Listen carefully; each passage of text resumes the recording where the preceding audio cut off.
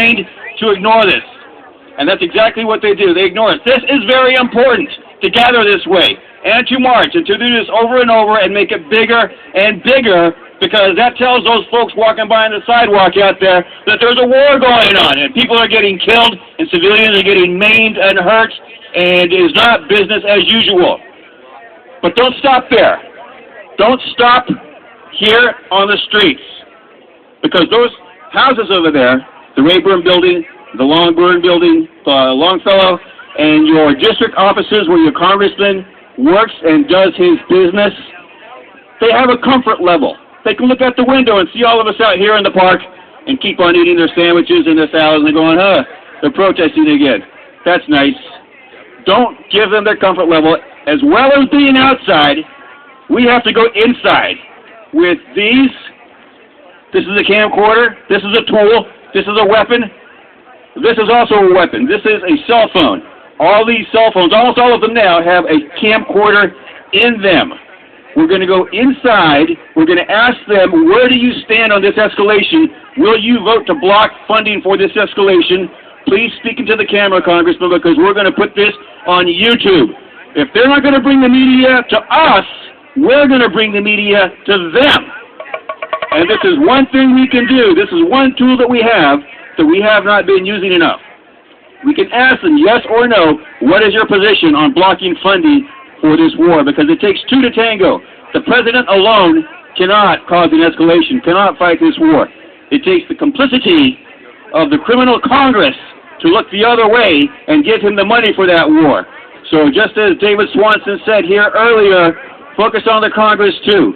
Why are we going in there? Why are we going into our district offices to speak? Whoever will speak to us on continuing the funding, asking them the question. We're going in there. We're going into the House.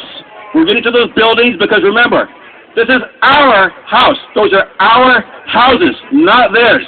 They work in there, but they belong to us. We have the right to sit in there as long as we want and demand answers with these tools to report to the nice folks out in the district out there. Smile for the camera, Congressman, because everything you say that sounds stupid, and I'm going to support the president, and anything, all those folks out there are going to see this, and that is what they respond to. You will see them change their votes. You will see them start to say, I will not support war funding, because what they fear is shame, humiliation, and the general public hearing their stupid answers to our questions. They don't care if we sit in their offices, 2 or 3 of us, and tell us their stupid answers, because they know that once we walk out, no one's going to know what they said. We can call them up over and over and over. They will tell us on the phone. He's going to wait to see what the president says. Well, the president said he's going to stay there forever. I suppose a lot of people here saw the speech at West Point, Obama's speech at West Point. I had to turn around and make sure that wasn't George Bush talking. For the fear-mongering that we were viciously attacked. We did not ask for this fight. Let me tell you something, folks. We did ask for this particular fight, because the folks in Afghanistan after 2001 were happy the Taliban was gone and then wanted us to be gone.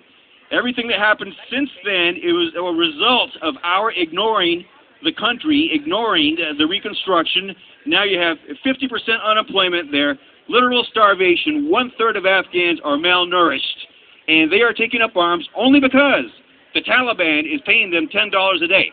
Most of these fighters are getting paid $10 a day, and they have no other way to feed their families. Now, what does that mean? Here you have one pool of unemployed young men in Afghanistan who are fighting what? Why do American youth join the military? Mostly because there are no other jobs. I have people in my family. They do it for the college money. They do it for the experience. They do it because there's nothing else to do. So now you have the ultimate in evil.